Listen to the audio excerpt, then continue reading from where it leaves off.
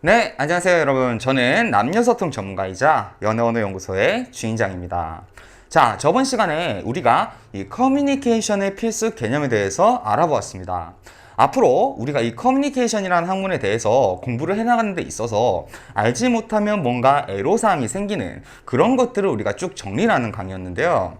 강의를 듣지 못하신 분들은 이 상단의 링크를 눌러서 저번 강의를 꼭 듣고 이번 강의를 들어주셨으면 좋겠습니다. 그리고 저희 사랑대화법 강의는 하단의 영상 설명란의 링크를 통해서 교환을 무료로 배포를 하고 있으니까 여러분이 꼭 강의 들으시기 전에 이 교환 다운로드 받으셔서 꼭 같이 영상이랑 같이 보시면서 이해를 하시면 훨씬 더 여러분이 강의를 듣는데 용이할 것이라고 저는 생각을 합니다. 자, 오늘 강의는 저번 시간에 제가 커뮤니케이션을 잘하기 위해서는 이 사고력이 필요하고 그 중에서도 분석적 사고 그리고 창작적인 사고 이렇게 두 가지 사고력을 개발할 필요가 있다. 그리고 소스, 대화 주제들에 대한 배경 지식에 대해서는 우리는 이게 분명히 필요하지만 이게 막 기술적인 부분은 아니니까 우리는 분석적 사고, 창작적 사고에 대해서 지식 습득과 이 엑서사이즈를 통해서 훈련을 할 것이다. 이렇게 말씀을 드렸었죠. 그리고 오늘 제가 이 2강에서 얘기할 것이 바로 이 분석적 사고의 엑서사이즈 파트인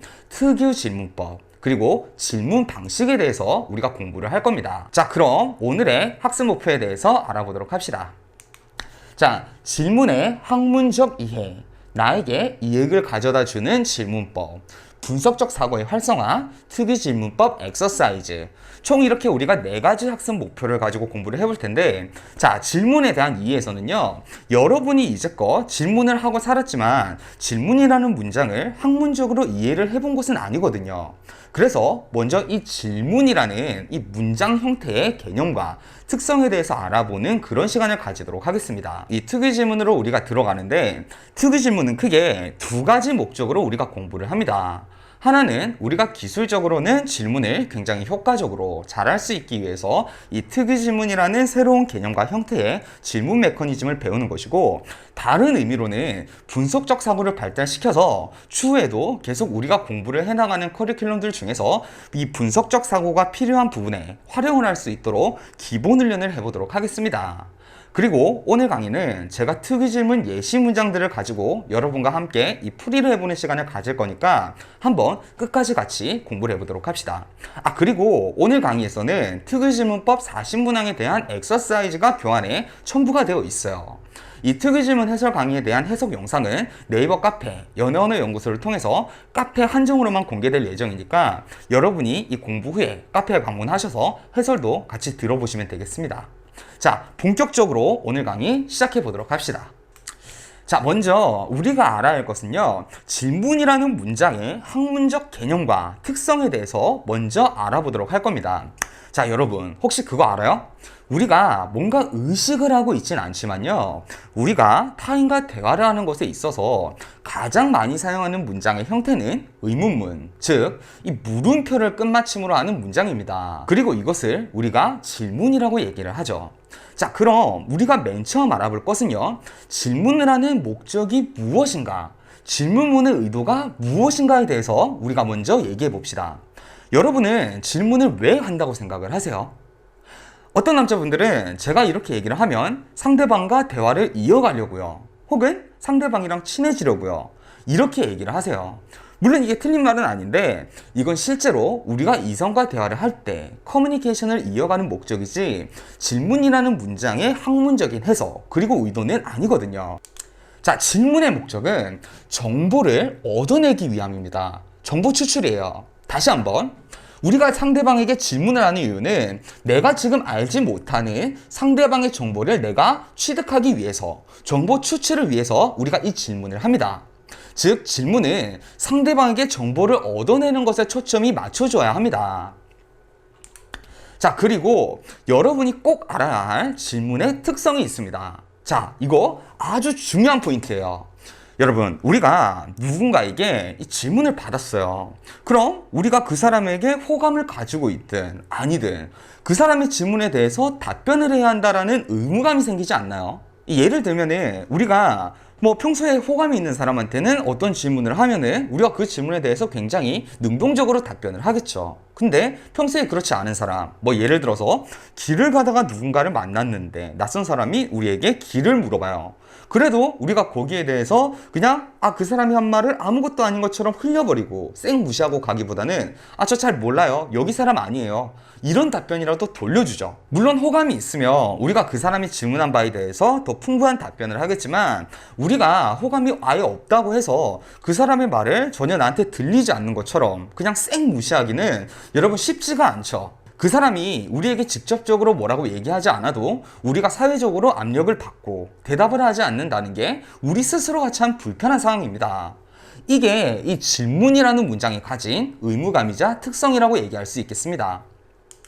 즉, 질문은 우리가 타인에게 사용을 했을 때 상대방이 의무감을 가지게 하는 기본적인 압박성 문장에 해당을 합니다. 그래서 이 질문은 기본적으로 이 압박성이라는 게 있는 문장인데, 만약에 우리가 상대에게 하는 질문이 뭐 형사가 용의자를 앞에 두고 뭐 취조식으로 묻는 것처럼 대화를 하거나, 혹은 뭐 대화 중에 침묵이 들어와서 크게 영향가가 없는 그런 질문을 반복적으로 한다거나, 또 혹은 상대방의 프라이버시나 예민한 부분에 대해서 뭔가 우리가 과하게 파고드는 질문을 한다면 상대방은 어떤 느낌을 받게 될까요? 부담스럽고 불편함을 느끼게 되겠죠. 그럼 이 부담감과 불편함이 우리가 타인과 대화를 나누는 것에 있어서 과연 효과적일까요? 아니겠죠. 그래서 이런 문제를 해결할 수 있는 질문의 시스템이 바로 특유 질문입니다. 자, 그럼 우리가 다음 단락으로 넘어가서 본격적으로 이 특유 질문에 대해서 배워보도록 하겠습니다. 자, 특유 질문의 효과는 다음의 4가지와 같습니다. 상대방 입장에서 질문을 받아도 부담감을 느끼지 않는다. 상대가 먼저 나에게 정보를 해명하게 된다. 상대방과 친밀해지는 정보를 취득할 수 있다.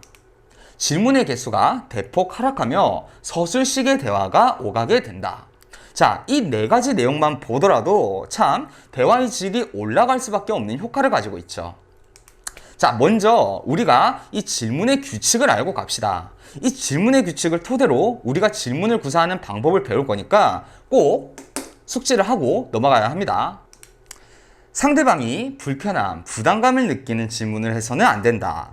예를 들면은 상대방이 아직 우리한테 그렇게 친밀감을 느끼지 못하고 있는 상태에서 우리 남자분들 중에서 자기의 호기심에 의해서 상대방이 굳이 오픈하고 싶어 하지 않은 질문에 대해서 여러 번 질문을 한다거나, 혹은 예민할 수 있는 정보에 대해서 우리가 궁금하다고, 우리가 호기심이 있다고 반복적으로 그 질문을 한다면 그 사람은 어떤 감정을 느낄까요? 반대로 생각해봐도 우리 입장에서도 그 상황이, 그 커뮤니케이션이 달가울 리가 만무하겠죠. 취조식 질문을 가능한 사용하지 않는다. 제가 앞서 얘기한 것이 질문은 압박 문장이라고 얘기를 했어요. 질문 자체만으로도 상대방은 그 압박감의 크기가 크든 작든 모종의 의무감이 생기고 압박감을 느끼게 됩니다. 그런데 그 질문의 형태마저 취조시키기까지 한다면 상대방은 그 대화가 여간 불편해지는 것이 아닐 거란 말이죠. 자, 여기서 취조식 질문이 뭔지 정확히 모르는 분들을 위해서 취조식 질문에 대해서 얘기를 하자면, 취조식 질문이란 과하게 직접적인 문장, 즉 정보에 대해서 단편적으로 질문하는 질문의 형태를 얘기를 합니다. 형사가 범인을 취조한다, 우리가 이렇게 취조한다 라는 표현을 하잖아요. 범인이 잘못한 것에 대해서 형사가 어떻게 물어요? 너 왜 그랬어? 너 거기서 뭐 했어? 너 그때 뭐 했어?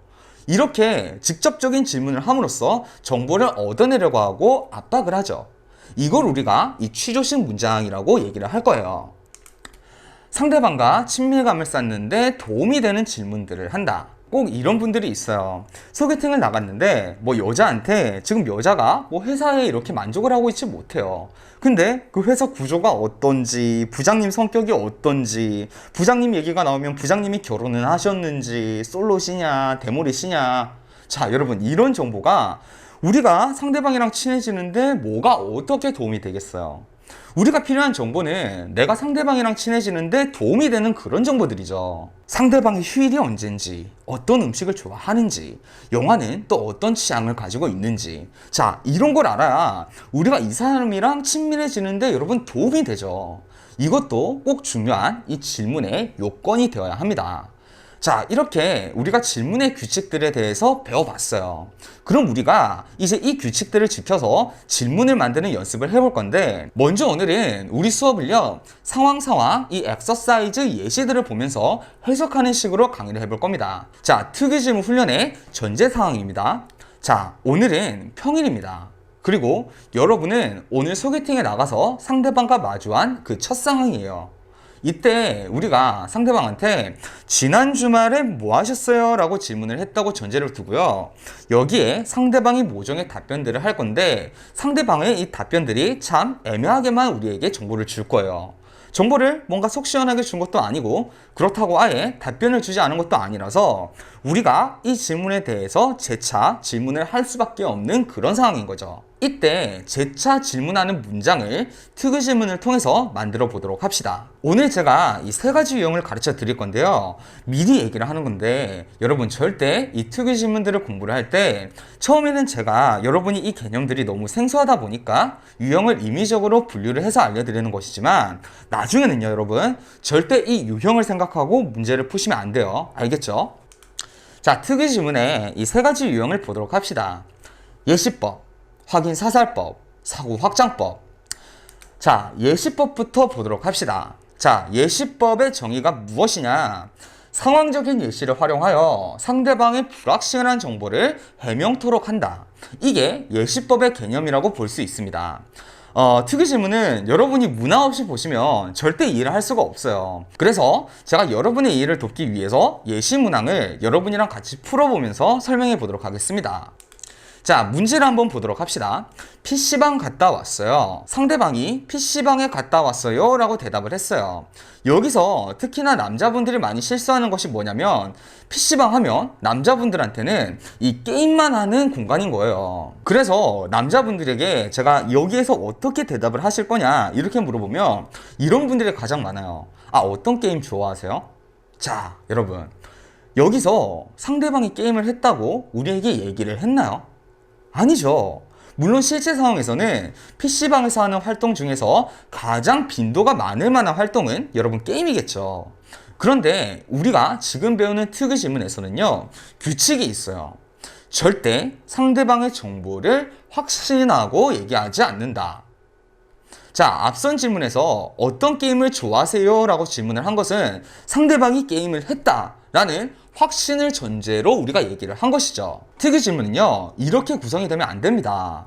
상대방의 명확한 정보를 알기 위해서는 우리가 꼭 꼼꼼하게 이 정보를 체크를 해야 되는 거예요. 실제로 가능성이 굉장히 희박하겠지만, 여자가 PC방 알바를 할 수도 있고, 아니면 PC방을 운영하는 사장님일 수도 있고, 아니면 친구가 PC방에 있어서 따라가서 뭔가 음식만 먹었을 수도 있고, 우리가 알 수가 없잖아요. 자, 물론 여러분 다시 한번 말하지만 실제로는 높은 확률로 게임을 했겠죠. 그런데 이건 훈련이니까 여러분은 절대 이 정보에 대해서 확신하시면 안 되는 겁니다. 자, 그러면 여기서 우리가 사용할 수 있는 게 바로 이 예시법인데, 우리가 알아야 할 것은 뭐예요? 기본 문장으로 정리를 하자면 우리가 궁금한 것은 PC방에 왜 갔어요? PC방에서 뭐 했어요? 우리에게 지금 이 맥락에서 필요한 정보는 이거겠죠. 이걸 기본 문장으로 PC방에 왜 갔어요? 뭐 했어요? 이렇게 질문하면 우리 규칙 어디에 어긋나요? 바로 취조식 질문은 하지 않는다라는 규칙에 어긋나게 됩니다. 자, 그래서 여기에서 우리가 이 예시법을 사용을 하는 겁니다. 상대방이 이 해당 상황에서 할 만한 활동들을 예시를 들어서 질문을 하는 거예요. PC방에서 할 수 있는 것이 여러분 뭐가 있어요, 여러분? 뭐 게임밖에 못해요? PC방에서 할 수 있다는 것은 결국 이 컴퓨터로 할 수 있다는 얘기고, 게임, 쇼핑, 드라마, 작업, 서류, 프린터, 이렇게 할 수 있는 게 사실 여러분 많죠. 그럼 이 중에서 우리가 예시를 선택을 해서 질문하면 되는데, 여기서 또 하나의 규칙이 나와요. 바로 상대방의 사회적인 가치를 높게 평가를 해준다라는 규칙이 적용이 됩니다. 자, 그럼 여기에서는 우리가 나열한 예시들 중에서 게임, 쇼핑, 드라마보다는 작업, 서류, 프린터, 이런 것들이 우리가 방금 얘기한 규칙에 더 적합하겠죠. 그럼 이 예시들을 사용을 해서 질문을 하는 겁니다. 뭐 서류 작업이나 프린터 하실 거라도 있으셨어요? 자, 이런 식으로 질문을 해주시면 되겠습니다. 자, 그런데 여기서 여러분이 의문이 드는 점 하나가, 아니 아무리 봐도 게임을 할 확률이 더 높을 것 같은데 게임을 했냐고 질문하는 것이 더 맞출 확률이 높지 않을까? 자, 여기서 우리가 다시 한번 이 질문의 목적에 대해서 상기해 보도록 합시다. 여러분, 우리가 이 질문을 하는 목적이 뭐예요? 우리가 저 사람의 정보를 맞추는 것인가요? 아니죠. 질문은 정확한 정보 추출을 위해서 하는 거죠. 그래서 우리가 이걸 맞추고 안 맞추고는 여러분 중요한 사항이 전혀 아니고, 상대방의 가치를 높게 평가해 줌으로써 상대방이 기분 좋은 오해를 받아서 능동적으로 해명하도록 하는 것이 훨씬 질이 높은 질문의 형태라고 생각하시면 되겠습니다. 자, 여기까지가 이 예시법의 문항이었고요. 자, 제가 여러분한테 한 가지 더 말하고 넘어가고 싶은 부분이 있어요. 엑서사이즈를 하나 더 볼게요. 자, 여러분 국내 여행 다녀왔어요. 자, 상대방이 이렇게 얘기를 했다고 칩시다. 자, 여기서 우리가 상대방이 어디로 여행을 다녀왔는지를 알려고 할 때 우리는 어떤 예시를 쓸 수 있을까요? 부산, 제주도, 전주. 자, 뭐 국내의 대표 여행지 이런 곳들을 다녀왔냐고 물어볼 수가 있겠죠. 자, 그런데 여러분, 우리가 이 상황에서 혹시 부산 다녀오신 거예요? 혹시 제주 다녀오신 거예요? 혹시 전주 다녀오신 거예요? 이거 뭘 해도 다 이상하지 않나요? 자, 이렇게 범위가 너무 포괄적일 때는 우리가 예시법을 쓸 수가 없습니다. 이럴 때는 그냥 직접적으로 어디 쪽에 다녀오셨어요? 같은 이런 직접적인 문장을 쓸 수밖에 없는 상황들도 있어요. 혹은 취득하고자 하는 우리 정보를 바꿔서 여행을 다녀온 저희가 무엇인가, 이런 걸 예시로 쓸 수는 있겠죠. 어쨌든 너무 범위가 이렇게 포괄적인 데에 대해서는 오히려 예시법을 사용하면 이상해진다는 거. 자, 여러분 다음 유형 보도록 하겠습니다. 확인사살법. 자, 상대방의 명확하지 않은 정보를 재차 확인하는 개념의 질문 방식. 자, 이런 분들이 있어요. 상대방이 어떤 활동을 했다라고 얘기하면 인식하기에 이미 상대방은 이걸 이미 좋아하는 사람이다, 이렇게 생각을 하는 거예요. 예를 들면 상대방이 야구장에 갔다 왔대요. 그러면 이 사람은 야구를 좋아하는 것이 기정사실이구나, 이렇게 생각을 하고 얘기를 하는 겁니다. 어디 팬이세요? 이런 식으로요. 근데 상대방이 이번에 야구장을 갔다라고 얘기는 했지만 이 사람이 평소에 야구를 좋아하는지 처음 보는지 이런 것들은 전혀 알 수가 없단 말이에요. 이런 것들을 꼭 짚고 확인하고 넘어가는 형태가 확인사살법이다 라고 보시면 되겠습니다. 자, 마찬가지로 예시 문항을 보도록 합시다. 볼링장 갔다 왔어요. 여기서 진짜 정말 잘못된 질문은 이 사람이 볼링을 좋아한다 라고 확신을 하고, 에버리지가 어떻게 되세요? 볼링 잘 치세요? 이런 것들이 되겠죠. 여기서 그 어떤 단서도 상대방이 볼링을 좋아한다거나 잘한다거나 이런 정보 여러분 없습니다. 실제로 이 사람은 볼링을 처음 쳤을 수도 있고 볼링장에 갔지만 막상 구경만 하고 안 쳤을 수도 있는 거죠. 그럼 여기서 우리가 다시 이 질문의 규칙에 대해서 생각을 해보도록 합시다. 우리는 질문을 할 때 상대방과 친밀감을 쌓는 것에 도움이 되는 정보를 추출한다, 이렇게 얘기를 했었죠. 그럼 우리가 이 볼링장이라는 주제에서 우리에게 꼭 필요한 정보가 무엇일까요? 이 사람이 볼링을 얼마나 잘 치는지. 자, 이것보다 중요한 거는요, 상대방이 볼링을 좋아하는지 아닌지가 더 중요하겠죠. 그래서 이 문제에서는요, 정답이 평소에 취미로 볼링 치는 것을 좋아하세요? 라고 확인을 하는 것이 가장 적합한데, 여기서 제가 한 가지 더 설명을 하고 넘어갈 게 뭐냐면요, 여기 중간을 보시면요, 제가 이 취미로 라는 단어를 하나 더 삽입을 했죠. 굳이 문맥상 평소에 볼링 치는 거 좋아하세요? 라고 말해도 뭔가 어색하거나 어긋난 부분이 없는데, 이 부분을 왜 제가 삽입을 하냐면 두 가지 예문을 보도록 합시다. 평소에 볼링 치는 거 좋아하세요? 아니요. 그럼 왜? 어때요? 여러분, 이게 매끄럽나요? 대화 맥락상 뭔가 영양가가 굉장히 낮은 대화로 연결이 되어버리죠. 자, 다음 예문을 봅시다. 평소에 취미로 볼링 치는 거 좋아하세요? 아니요. 그럼 평소에 이 취미가 뭐예요? 자, 여러분 어때요? 우리가 취미로라는 단어를 삽입을 함으로써 대화 맥락이 끊기지 않고 매끄럽게 이어갈 수 있는 안전장치로서 활용이 되었죠. 여러분이 생각하시는 것보다 언어는 훨씬 섬세하고 예민합니다. 그래서 제 목표는요, 여러분이 나중에는 이 문장 하나, 단어 하나를 사용하실 때 이렇게 뒤의 대화들을 고려를 해서 사용할 수 있도록 언어적인 감각을 키울 수 있도록 하는 것이 제 목표입니다. 자, 특이 질문 세 번째, 마지막 유형입니다. 유연사고법. 자, 이 예시법과 확인사살법을 공부를 하다 보면 실수를 가장 많이 하게 되는 게 뭐냐면 그 문제에 이 단어들에만 집중을 해요. 뭐 볼링장이면 볼링장, PC방이면 PC방. 이렇게 사고가 그 단어들에만 이렇게 딱 꽂혀서 유연하게 생각을 못하는 겁니다. 사실 여러분, 저런 키워드들도 상황의 한 부분에 부과한 것이거든요. 상황을 종합적으로 판단을 해야 되는데 이 사고유연법은요, 문제를 푸는 공식이 있는 것이 아니에요. 말 그대로 여러분이 창의적으로 열린 생각을 가지고 상황을 분석을 해보아야 합니다. 예문 보도록 할게요. 친구 4명이랑 집 앞 공원에서 커피 마셨어요. 제가 앞서 얘기한 게 이런 거예요. 여기서 이 커피라는 이 눈에 띄는 키워드가 보이다 보니까 이 커피에만 딱 집중을 하는 겁니다. 그런데 여기서 커피 얘기를 한다고 우리가 쳐봐요.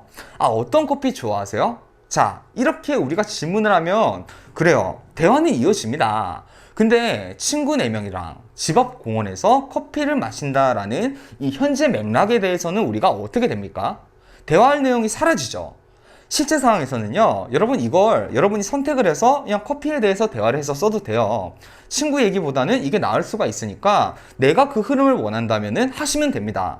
그런데 내가 이 주제에 대해서 대화를 하고 싶은데도 불구하고 내가 이거를 대화를 할 수 있는 능력이 없어서 못한다면 그건 우리가 이 대화를 하는 것에 있어서 통제력이 떨어지는 그런 상황이란 말이죠.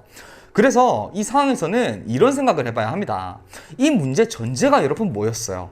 여러분 지금 기억 안 나는 분들이 있을 텐데 지난 주말에 뭐 했냐 이거였잖아요. 자, 지금 강의 듣는 분들 중에서 이 문제 보시면서 이 상황이 주말이었다는 생각 안 하고 계셨던 분들 많죠. 보세요. 주말에 여자 5명 혹은 남자 5명이 번화가도 아니고 이 카페도 아니고 그냥 공원이나 거니면서 커피나 마셨다고 해요. 그러면 이 사람들이 만약에 한 명이 저기 영등포에 살고 또 한 명이 저기 사당 살고 잠실 살고 일산 살고 부산 살면 이 사람들이 이렇게 만나서 이 커피나 마실 수가 있을까요? 어렵겠죠. 자, 그러니까 우리가 여기서 질문을 할 수 있는 건요, 아, 이 사람의 친구들이 전부 다 근처에 사나? 이런 식의 사고가 여기까지 도달을 해야 되는 목적지라고 얘기할 수 있겠습니다. 그리고 나서 뭐 내가 대화를 원하는 방향이 이런 쪽이 아니라 다른 쪽이라면 뭐 다른 쪽으로 유도를 하든지 이렇게 해야 우리가 대화에서 선택지가 생기고 대화 흐름에 대한 통제권이 생기는 겁니다. 그럼 여기서 우리가 질문할 수 있는 거는요, 아, 친구분들이 다 근처에 사시는 거예요? 라고 얘기할 수가 있겠죠. 자, 여러분이 여기서 의아할 수 있을 만한 게 그게 저 사람이랑 친해지는 것에 여러분 도움이 되나요? 라고 얘기할 수 있어요. 당연하죠. 여러분 당연히 됩니다. 우리가 상대방이랑 친해지는 것에 있어서 이 정보를 알게 됨으로써 다른 파생 정보들이 있어요. 이 사람의 인간관계에 의해서 이 사람의 주말 스케줄이 달라질 수도 있고 이 과거 얘기를 통해서 이 사람의 정보들도 우리가 알 수가 있거든요. 그래서 상대방과 친해지는데 도움이 되는 정보란 정말 뭐 단순한 상대방의 입맛, 취미, 영화 취향 이런 것만은 여러분 아니라는 것 여러분이 또 알고 넘어가시면 도움이 되겠습니다. 자, 오늘 우리가 특이 질문법에 대해서 공부를 해봤는데요. 여러분 오늘 이렇게만 끝나는 것이 여러분 절대 아니에요. 영상 하단 설명란에 가시면 오늘 강의에 이 교환의 연습 문제 40항이 포함이 되어 있어요. 그리고 이 특이 질문의 해설이 업로드가 될 예정입니다. 그러니까 꼭 교환에 이 문제들을 여러분 푸셨다가요, 특이 질문의 해설이 올라오면 여러분이 한번 자신의 생각이랑 해설의 생각을 좀 대조를 해보시면서 스스로 또 피드백을 하실 수도 있고 또 궁금한 점은 카페에 남겨주시면 되겠습니다. 자, 오늘 강의를 정리해 보도록 합시다. 오늘 커뮤니케이션에 필요한 이 분석적 사고를 성장시키기 위한 특유 질문법과 그 질문 방법에 대해서 배워봤는데, 먼저 오늘 배운 것은 질문의 학문적 해석이었죠. 질문의 목적과 특성. 질문은 정보를 추출하기 위해서 사용을 하는 것이고 기본적으로 답변을 강제하게 되는 압박성 문장이다. 그래서 질문은 부담감과 불편함을 느끼게 하기 쉬운데 이걸 방지하기 위해서 특유 질문의 예시법, 확인사살법, 유연사고법을 배워보았습니다. 예시법 유형은 상대방의 가치가 높이 평가되는 예시를 던짐으로써 쉽게 말해서 기분 좋은 오해를 상대방에게 던짐으로써 상대방이 거기에 해명하도록 만드는 것이고, 확인사살법은 명확하지 않은 정보를 다시 재차 확인을 하는 개념이었습니다. 그리고 이 유연사고법은 상황을 고려해서 필요한 정보에 대해서 유연하게 생각하게 만드는 방식에 대해서 우리가 배워보았습니다.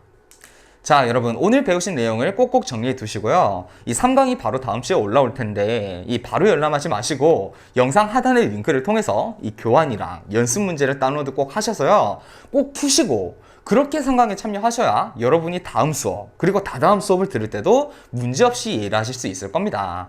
제가 OT에서도 여러분 얘기했지만 여러분 커뮤니케이션은요, 여러분이 정말 시간과 노력과 사고력들을 투자하는 것만큼 그 피드백이 돌아옵니다. 오늘 강의를 아무리 귀 기울이셔서 들으셨다고 해도요, 반복 연습이 되지 않으면 여러분 절대, 진짜 절대 실제 상황에서는 여러분 활용을 할 수가 없습니다. 꼭 문제 푸시고 다음 시간에 또 만나 뵙도록 하겠습니다. 자, 저는 남녀소통 전문가 주인장이었고요. 앞으로도 여러분 계속 커뮤니케이션을 위해서 공부해 보도록 합시다. 자, 여러분 오늘도 행복한 연애 하세요.